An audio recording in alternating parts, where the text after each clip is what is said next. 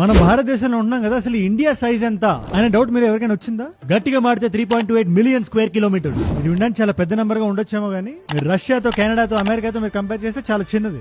Size ప్రకారం 5 భారతదేశాన్ని కలిపితే ఒక రష్యా అవ్వచ్చేమో, లేదా 3 కలిపితే ఒక యునైటెడ్ స్టేట్స్ అవ్వచ్చేమో. కానీ స్పిరిట్ ఆఫ్ ద నేషన్ అంటారు కదా, పాపులేషన్ కాదు స్పిరిట్. పాపులేషన్ వైజ్ చూస్తే ఒక స్క్వేర్ కిలోమీటర్ కి మనకి సుమారు 440 మంది భారతీయులు ఉంటారు. రష్యాలో చూస్తే 4 కిలోమీటర్ కి, అమెరికాలో 36.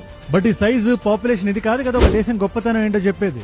స్పిరిట్ అని ఒక మాట అంటారు. అది మన దేశపు కల్చరల్ హెరిటేజ్ చూసుకుని మనకు వచ్చే ఒక ధైర్యం. క్రైసిస్ వచ్చినప్పుడు ఒకరి పక్కన ఒకరు నిలబడతాం, ఒకరి చేతిలో ఒకరు పట్టుకుంటాం అనే ఒక నమ్మకం. అండ్ ఇవాళ మన భారతీయులందరికీ ఆ నమ్మకాన్ని చూపించే టైం వచ్చింది. మోదీ గారు వారణాసిలో ఒక స్పీచ్ ఇస్తూ ఒక మాట అన్నారు, పార్టీలకు అతీతంగా అందరం కలవాల్సిన టైం వచ్చింది, మనం అంటే ఏంటో చూపించాల్సిన టైం వచ్చింది.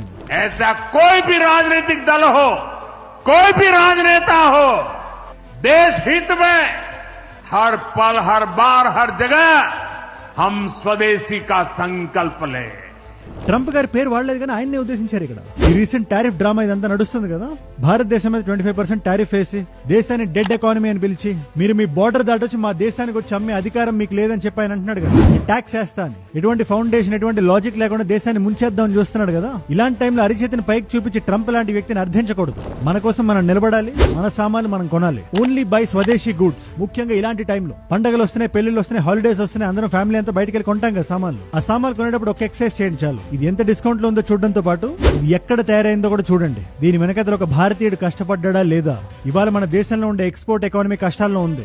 వాళ్ళ కోసం మనం నిలబడాలి. ఒక భారతీయుడికి ఇంకో భారతీయుడిలా ద స్పిరిట్ ఆఫ్ భారత్ అని చూపించడానికి చిన్న చిన్న పనులు చాలు.